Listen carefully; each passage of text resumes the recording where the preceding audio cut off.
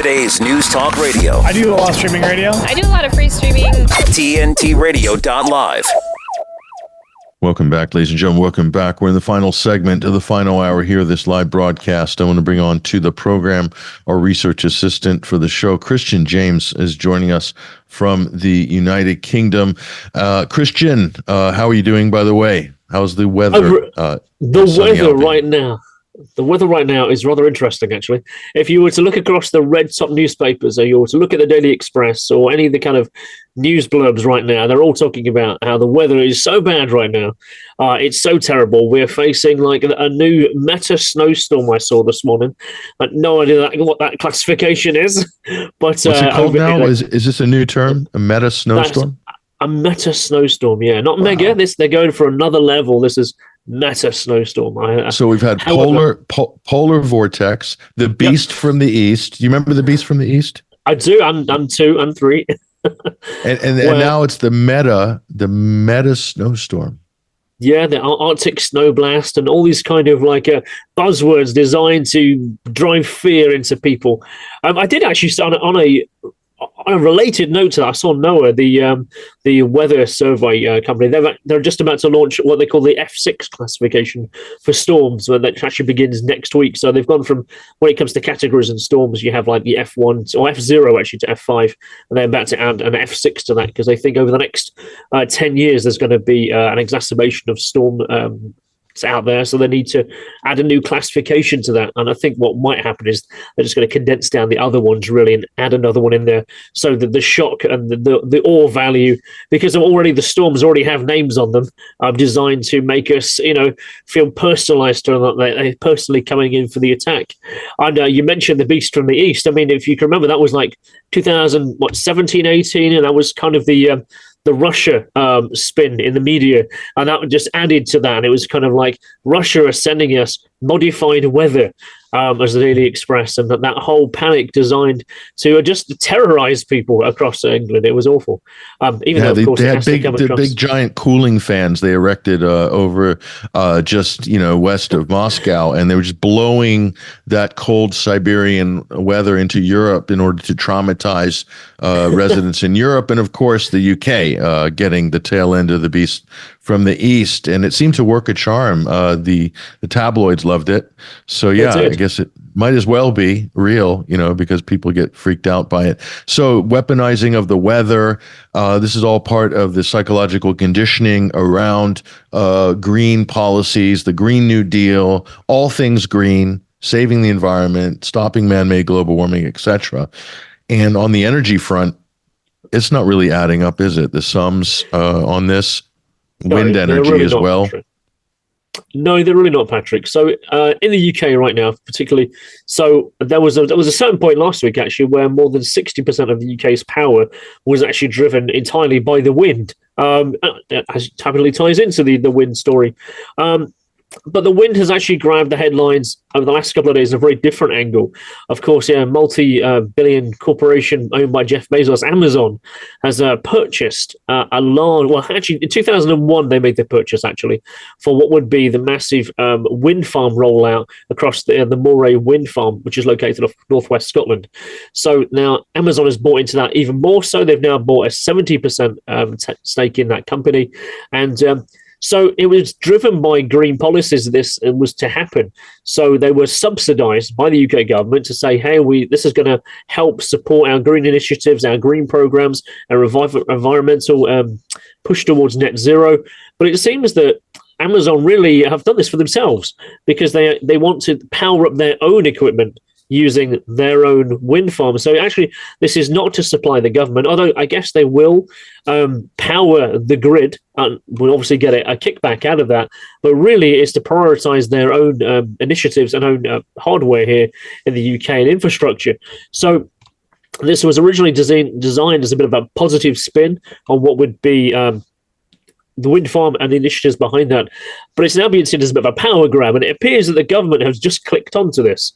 The papers have now run with this story going, hey, wait a minute, you've got all this power over there, and we're giving it to what effectively is Amazon, what are we doing about it? How have they been allowed to do that? So the committees for the energy and the net zero committee have been speaking about this over the last couple of days because they now realise ultimately they've been hoodwinked. That they're going to take the money effectively and the energy for themselves entirely. But they're not the only company to do this, because Google also did this a little while back in 2022. They've got a wind farm obviously located off the south of England. So we're now seeing this kind of monopolization of big corporations buying in now to the energy sector. I mean, they haven't done that before. This is relatively new, but this kind of the way I first saw this, I was like, wait a minute, we know what Bill Gates has been up to in the United States with a massive land grab, which has moved into his portfolio. We're now seeing the other big corporations, certainly the big well-known ones, Google, Amazon, now buying into the power industry. Is this more of a consolidation of power towards certain groups and organizations?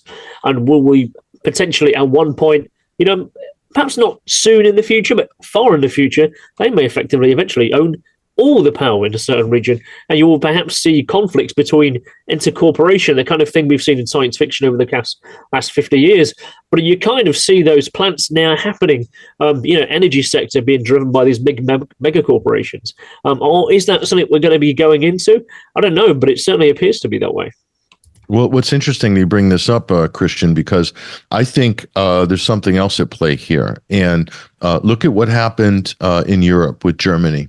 As soon as the sanctions came and they cut off Russian gas effectively from Europe, Germany was the first to suffer. And who suffered the most was German industry. So companies like BASF, Volkswagen, Siemens, they basically pulled up stakes, left to China, to the United States, to set up where there's cheaper overheads. And why was that? The biggest overhead that they couldn't stomach was the cost of energy, plus the availability of energy. So they needed a steady stream at a fixed cost, because they can't run their business on this sort of 400% fluctuations on the spot market every couple of weeks, depending on what the foreign policy is coming out of Washington. So what I see happening here is big companies that have the resources, they're like, no, we're going to basically buy our energy direct. We're gonna have our own little grid. We'll have a fixed cost. We will buy that as it gets pulled onto the grid anyway. But that allocation, they'll be able to fix their own price on.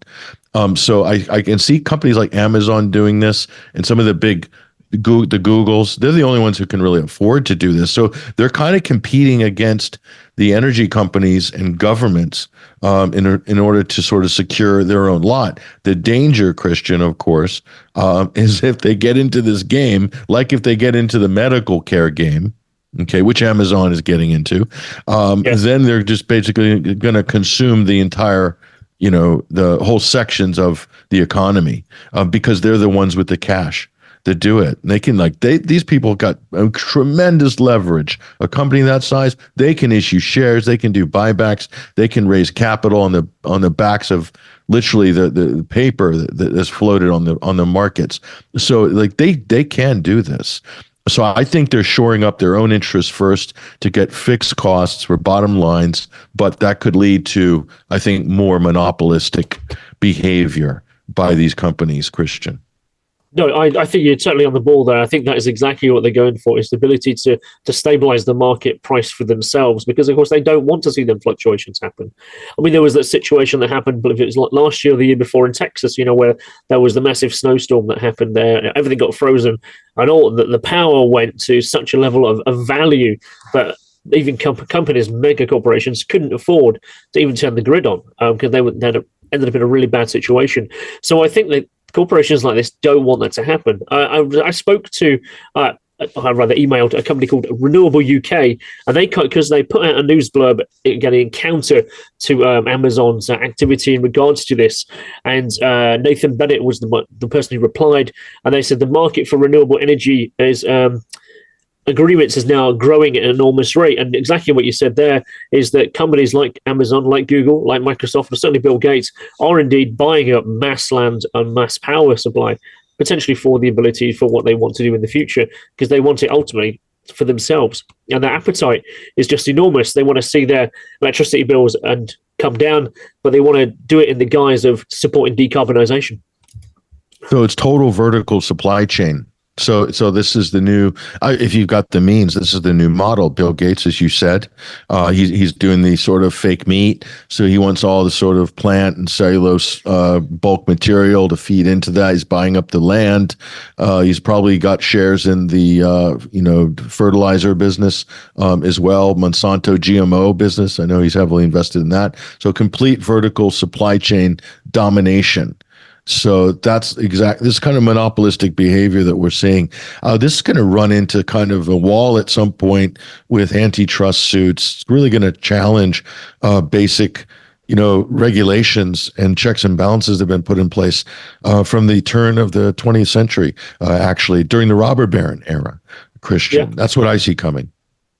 Yeah, for sure. So in the notes, so Amazon has like multiple sites in the UK. It's got Cambridge, Edinburgh, Swansea, London. It has corporate offices in Manchester. It has not only just data centers, but it has these distribution centers. I mean, ultimately, they want to be able to show that power for themselves here. And I guess if you take a big grab of the energy sector in the UK, you've got that. I mean, well, as you know, one of the articles obviously wrote for 21st Century a while back was about the energy situation and what we face in the UK as a challenge. We still drag, 6 to 10 gigawatts a day off the continent. We're not energy sufficient in this country yet. And that perhaps is not going to happen if we... our power supply and our nuclear power supplies, these structures and these factories that haven't been built yet, what should have come online in 2025, 2026, that are not going to happen, that have been kicked back now to 2029. I mean, maybe this will be a saving grace for the government, but now you potentially have you have corporate interests now locked into government requirements. I mean, so they can actually sway in a very different way. They can have a full monopoly here because the government needs the energy. They have the ability to sell it to the government, therefore, at a higher price. So that might well happen on the back burner to this, as well as adding to their green credentials that they could sell it at. This is an unbridled capitalism in its rawest and most massive form. I mean, so like food supply, I know you know a little bit about this business as well.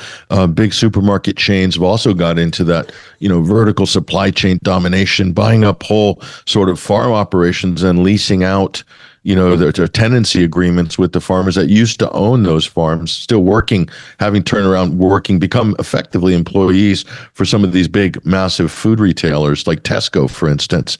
And they're just kind of caught in this kind of indentured servitude, almost like sharecropper sort of economy, their rentier economy.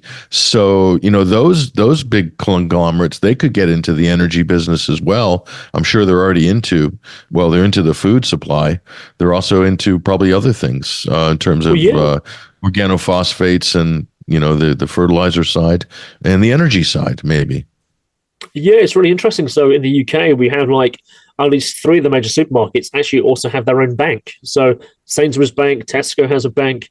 Asda, I'm not sure Asda has a bank, but they all operate and they are their own bank. They're not subletting, off an account to like Barclays or whatever. That is actually their own banking sector. So effectively, they're lending money to themselves in a really nice way to shore up, great profits. And like you said, they're buying into the fertilizer industry, they're buying into the agriculture industry. So if you go into a Tesco in the UK, you'll find there's always like these banner ads saying, "Look at our farmers here; they're all wonderful." Although the farmers, of course, have a very different story to that because they're getting driven down on cost and price and profit to the point where many of them, of course, are facing, walking away from the farming industry entirely. And there's terrible stories what are coming out regarding their own mental health, their own workability, and the challenges that they're facing on a day-to-day basis. But you mentioned soil there. You mentioned Monsanto. This was a story I shared to you a few weeks ago, and there's certainly some developments in this that is worth going into. Whether you wanted to roll this on after the break or not. So we saw. So Bayer has Monsanto. They fused together in 2018, and they dropped the Monsanto because, of course, the negative connotations that has. So now it's just Bayer. So part of the plan, shall we say, potentially, is that they have rolled into genetically modified soil, and their role now, what was, of course, they were once in the bioweapon industry, they were once in the bioagriculture industry. Now they want to potentially move forward by having a solution regarding the nitrate damaged soil and the low soil quality that's now happening because we've been degrading it over such time. And actually, the reason why the farmers are angry is the way that they are. Because, of course, the environmental policies are we need the soil to be healthy. We need it to be fertile again. And using nitrates and ammonia is damaging them. That is true. So we have Bayer, the world's biggest pharmaceutical company and of industry and agriculture, now moving into that very sector. And they want to produce now biosoils. So now, beyond the article that I shared to you that came out of Uncut, it's actually really quite a good article. And the kind of the fears they have even within their own network and their own internal communications have already been leaked already about the worry about how they're going to handle what happens when the soil starts leaching into other adjacent farms. How will the builds work? Because I don't know if you remember, Patrick, so Monsanto famously, when it was using Roundup, which of course is their pesticide, it worked in tandem with their growth of seeds. So the idea is that the seeds was protected from Roundup, the Roundup was protected from the seeds, so that you could use the pesticide and the crop would still grow healthily. But what was happening, of course, was the seeds were being shared to other farms that are nearby, and then Monsanto was actually going after those farms for using their effectively copyright patented stock. So this worry now is that, of course, if this happens with genetically modified soil, this potentially has a legality and a legislation issue kicking down the road, potentially where you see, farms potentially using soy, using fertilizer that might well be copyrighted, shall we say, patented by an adjacent farm and company. So there's a big risk around this. So I saw that Euroactiv did a really good article on this. They were talking about it in regards to an article that happened in the European Parliament yesterday. So the European Parliament discussed this. They have now renamed genetically modified soils to have the new terminology of NGT. And I think everyone should keep an eye on this. This is new genomic NGT, so new genomic technologies. So they voted 307 in favor against 263 to move across with it, to move into these NGT, these genetically modified soils. So multiple parties and multiple groups within the MEPs clearly like it and dislike it. They clearly are issues going on here.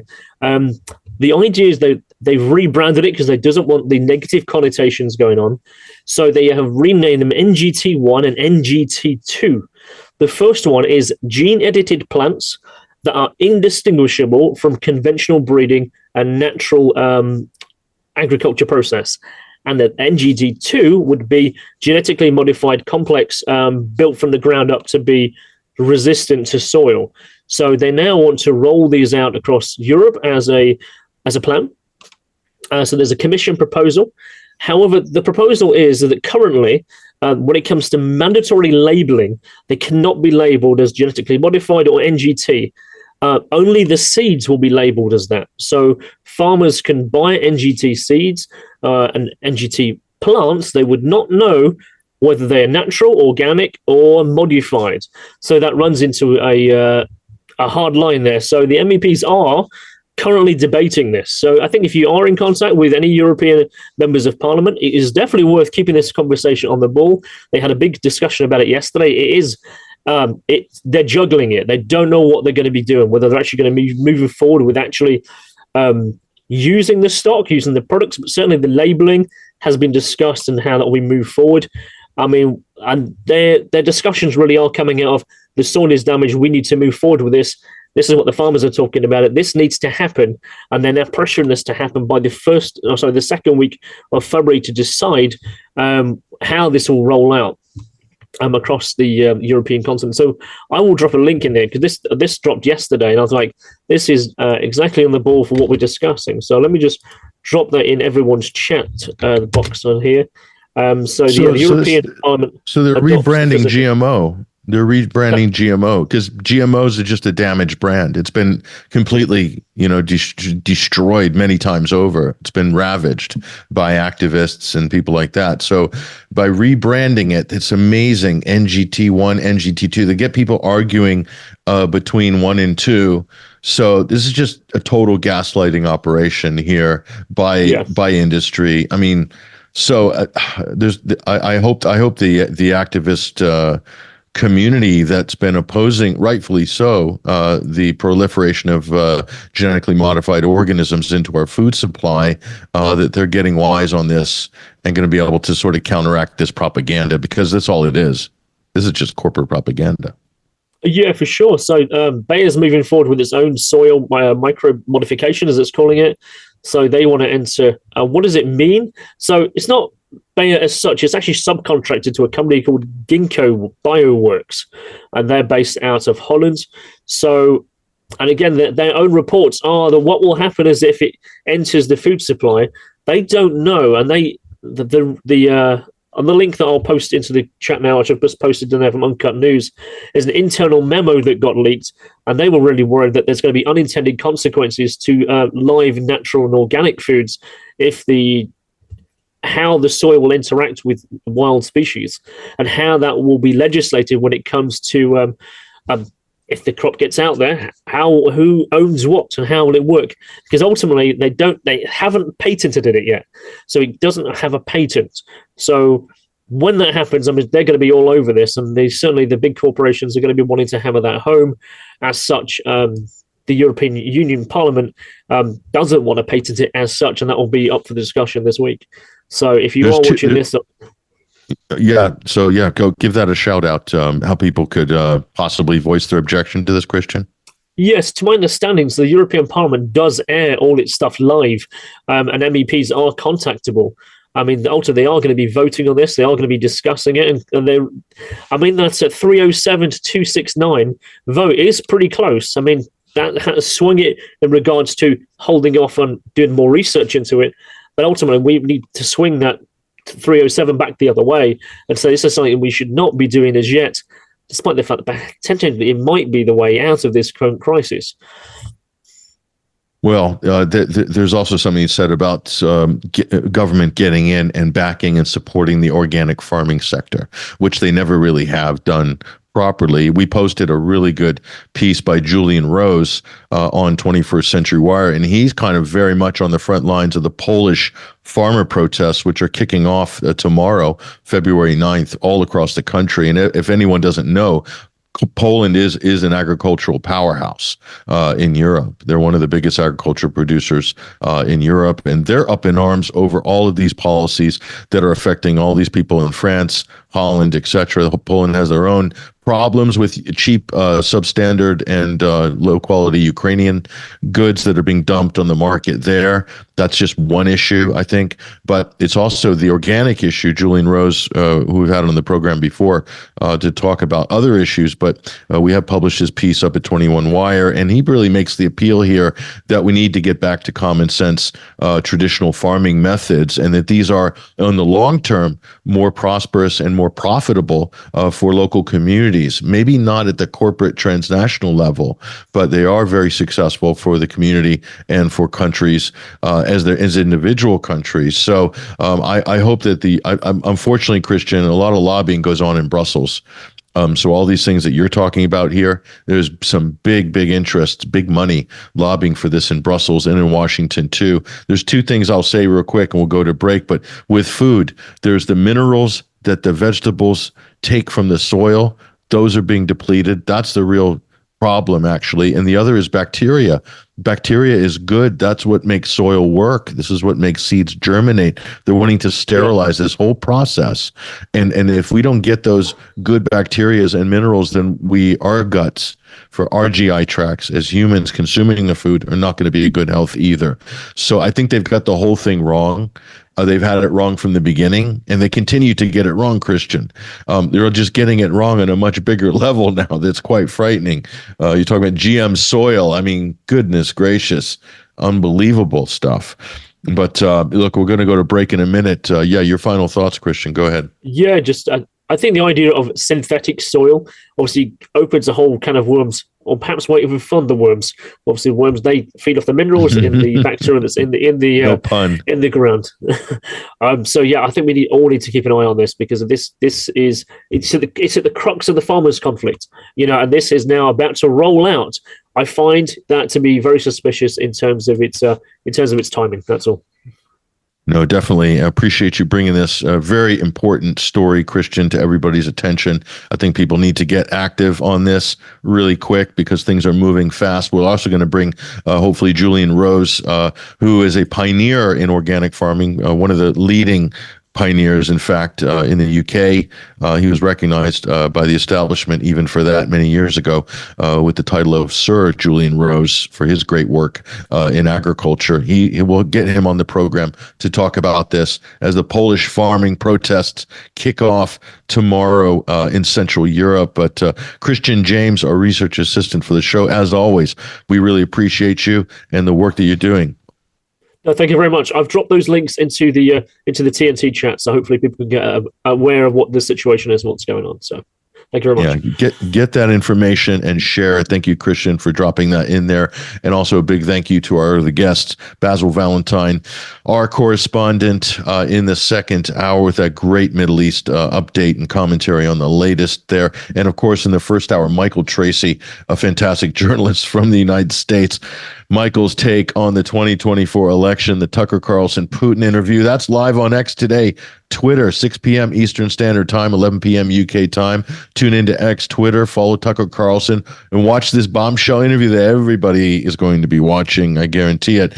Listen, that's all we've got time for today. Really appreciate you guys joining us, our TNT chat community as well. We love you guys, all of our listeners, all of our viewers. We'll be signing off today, but we'll be back tomorrow, same time, same place, with a slightly different program, scheduled program as well. Hope to see you guys all there. Take care, everybody. All the best. I'm Patrick Henningsen, your host, signing out.